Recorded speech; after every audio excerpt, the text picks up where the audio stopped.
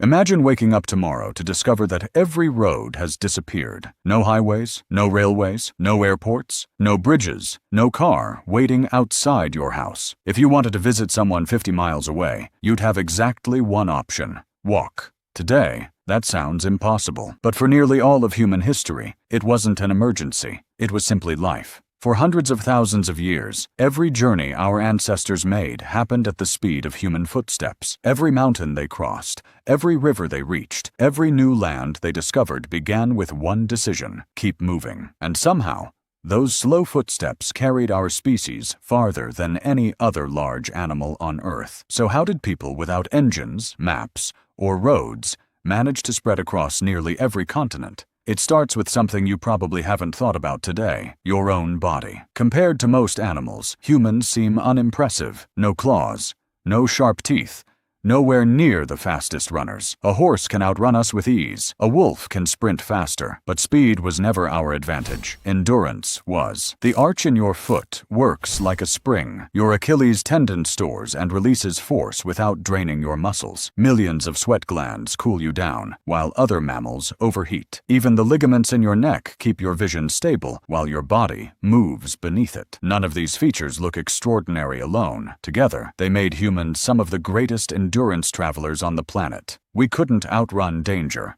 but we could outlast almost anything. Walk 20 miles, sleep, wake up, do it again.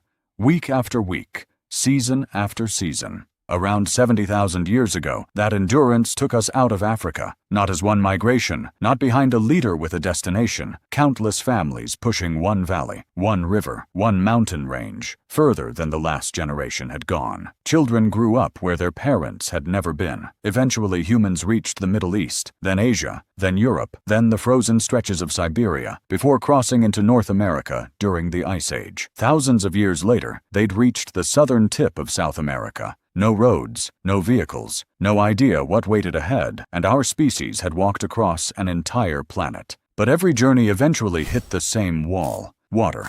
A river could stop months of travel in an afternoon. A coastline could end a migration completely. And solving that problem became one of humanity's greatest breakthroughs. On the island of Flores, in present-day Indonesia, archaeologists found stone tools nearly 800,000 years old. The problem is, Flores has never connected to the mainland, not even during the Ice Ages, when sea levels were far lower than today. There was always open water separating it from land. Those tools shouldn't be there, but they are, which means someone crossed. We don't know how.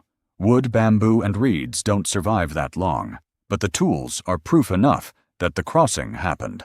Maybe it started simply: a fallen tree drifting downriver, a bundle of reeds lashed together, someone realizing floating was easier than swimming. That realization eventually became deliberate navigation. Around 65,000 years ago, humans crossed into Australia, a journey requiring dozens of miles of open ocean with no land in sight from either side. Someone built something that could float, loaded it with food and water, and paddled toward an empty horizon, trusting that land existed beyond it. It may be one of the bravest decisions ever made. Thousands of years later, the Polynesians pushed navigation even further. Starting roughly 3,000 years ago, they explored the largest ocean on Earth, not with compasses or charts, but by memorizing the rise and fall of hundreds of stars, reading ocean swells bouncing off distant islands, and watching birds that flew out to sea each morning and returned each evening. Their double-hulled canoes carried entire families, crops, and animals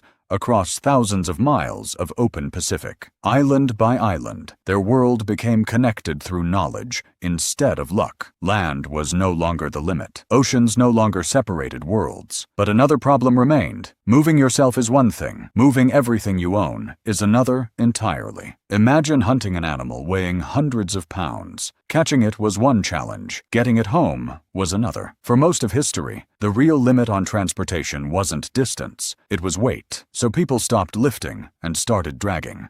Animal hides became primitive sleds. Later came the travois, two poles lashed into a V shape with a platform slung between them, spreading the load so one person could move far more than their own strength allowed. It wasn't elegant. It worked. Then came one of history's most important partnerships, not with another person, but with an animal. Around 15,000 years ago, dogs became our first domesticated companions, guarding camps, tracking prey, and in the north, pulling sleds across frozen ground. But dogs had limits. As societies grew, people needed something that could carry more, farther. That breakthrough came on the grasslands of Central Asia around 5,500 years ago, when humans began taming horses. Archaeologists found wear marks on ancient horse teeth from early bits. Proof these animals weren't just hunted, they were ridden and trusted. The effect was immediate. A multi-day journey on foot became a single day on horseback. News spread faster. Trade reached further. Cultures linked in ways never possible before. Camels crossed deserts. Llamas climbed the Andes. Reindeer hauled sleds through Arctic snow. Everywhere humans went, they adapted rather than forced one solution. Strangely, the wheel arrived late. By the time it showed up, humans had already crossed oceans and tamed horses. The earliest wheels weren't for travel at all. They were spinning discs used to shape pottery. At some point, someone looked at that spinning disc and wondered, instead of clay, what if we put a load on top? Early wheeled carts were heavy, slow, and got stuck in mud, often slower than a horse alone. But as the design improved, lighter spoked wheels appeared, carts got faster and stronger, roads expanded, trade flourished, and cities connected across distances that once took generations to cover. The world hadn't physically shrunk, but for the first time, it felt like it had. Look around you right now. The road outside, the train tracks stretching across countries, the cargo ships crossing oceans, the planes overhead. They feel like symbols of the modern world, but they all trace back hundreds of thousands of years, to a time before engines, before metal, before maps, when the only way to travel was to walk. Step by step, our ancestors crossed valleys no human had seen, climbed mountains without knowing what waited beyond the ridge, and kept moving anyway. When rivers blocked them, they learned to float. When oceans stood in the way, they built boats and trusted the horizon. When their bodies couldn't carry enough, they turned to animals. When speed mattered, they rode horses. When that still wasn't enough, they built the wheel. Each generation inherited an idea, improved it, and passed it forward.